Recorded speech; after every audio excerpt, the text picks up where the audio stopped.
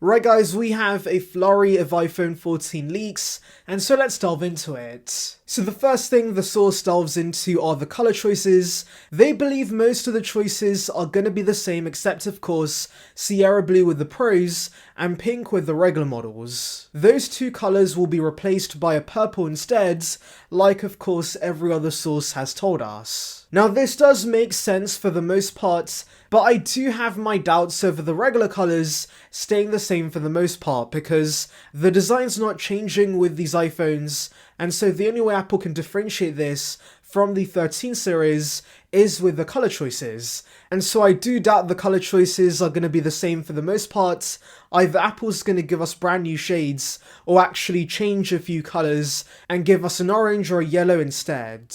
To add further confusion to all of this, Gurman also does say that he would be very surprised if we do see purple with the Pros, and that's giving me major deja vu vibes because you might remember with the 13 Pro rumors, everyone thought an orange/bronze color was coming to the Pros, but that was not the case. In fact, iHack2 Pro was one of the only sources who told us about the Sierra Blue finish, and he believes we're getting another blue this year, so yeah, that could very much be the case. And actually there were dummy units showing us a purple and a dark blue finish, and so yeah, maybe Apple does surprise us and give us yet another blue finish for the 14 Pros, and the rumours about the purple were completely bogus. Anyways, back to this Korean source, they also believe there's not going to be a titanium finish with the 14 Pros, and that it was too difficult to mass produce, and yeah, that does corroborate with a few other sources, and it's a huge shame because that would have been much lighter than stainless steel, and of course, the Pros do need a weight reduction, especially with the Pro Max, and so I'm hoping iPhone 15 can get this. Moving on, the source also tells us we should see stronger magnets on the back of the 14 series for MagSafe, and also a new exclusive battery accessory. Now this has also been mentioned in the past. There's been rumours regarding a bigger version of the MagSafe pack that maybe also has faster charging, which would be appreciated, but if it's going to start the same price as the existing model, that's not going to be a great deal because there are third-party Anker power banks that basically do the same thing for half the price, and so yes, I'm really hoping we see a price reduction with this, though I do know it's unlikely because Apple rarely lowers prices. Anyways, moving on to the performance, apparently we are getting improved heat management with the 14 series, and this again has been mentioned in the past. Minchiko did tell us we could see a vapor chamber cooling system for the 14 Pros, and now that could be the case. And while that's great news because many have been facing overheating issues with the iPhone 13 and 12 models, and so this could fix that. And so yes, even if A16 is going to be a small improvement in terms of the CPU and GPU upgrades, we should see better peak performance due to thermal improvements. But of course, do remember the 14 and the 14 Max are going to retain the A15 chips, likely without any thermal upgrades. Anyway, storage-wise, this source does tell us there's going to be no changes with that, so that means, yes, we're going to see price hikes with the 14 Pros, but they're going to retain a base storage of 128 gigs, and yes, I know it sucks, but this does make sense because the easiest way Apple can upsell consumers is to get the higher storage configurations, and with the ProRes cap on the base models, many are going to pay more for the high storage tiers. And by the way, surprisingly, this also means we're not getting 2 terabytes of storage with the 14 Pros,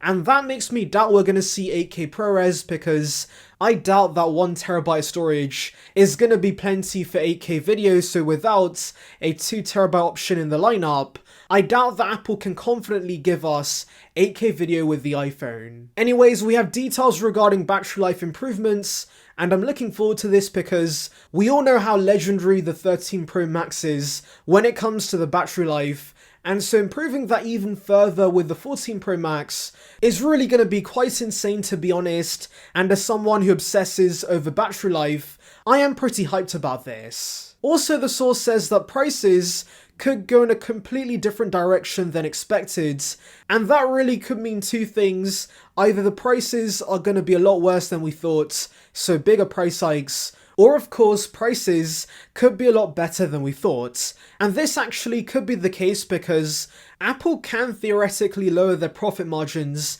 and make the money back through services in the long term. So of course, keeping prices the same and getting these phones out to more consumers could be the right move, since Apple can make money off us in the long term through their services. So yes, ideally I would love to see the 14 be $699, the Max be $799, the Pro be $999 and the Pro Max be $1099. That would be the perfect pricing structure, but of course I am aware the chances of that being the case are pretty low, to be honest. Anyways, moving on to the cutouts, recently there has been Weibo sources suggesting that we could see one wide pill on the front instead of the dual hole punch layout that of course many renders and sources have been suggesting for months. And Gurman now agrees with this, saying that yes, this is going to be the case, and it would be odd if there was a gap between the two holes.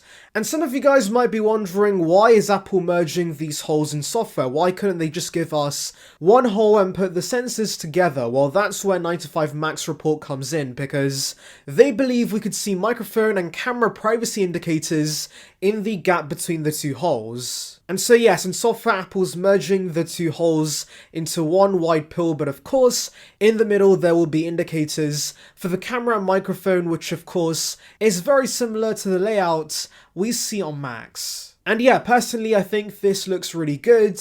It would definitely clean things up on the top of the iPhone, and I know some are hating the wide pill and do prefer the other design that of course we've seen for months, but do remember the reason most prefer that is of course we've been used to it for months, and this looks weird in comparison, but I'm pretty sure that once we see the official renders, many are going to change their minds about this. I'm also hoping that Apple does allow us to have notification indicators in the notch. I think that would be great, and if it was customizable by color, that would be awesome, because imagine YouTube notifications having a red dot, WhatsApp messages having a white dot, emails having a yellow dot, etc, etc. I think that would be great, but then again, Apple rarely gives us customization features. And also apparently these indicators are going to be brighter than the rest of the display, so it should be on par with the HDR brightness we see with the iPhones. And we're getting this because of course in direct sunlight, these indicators have to be visible on the device. Also apparently because of the new cutouts,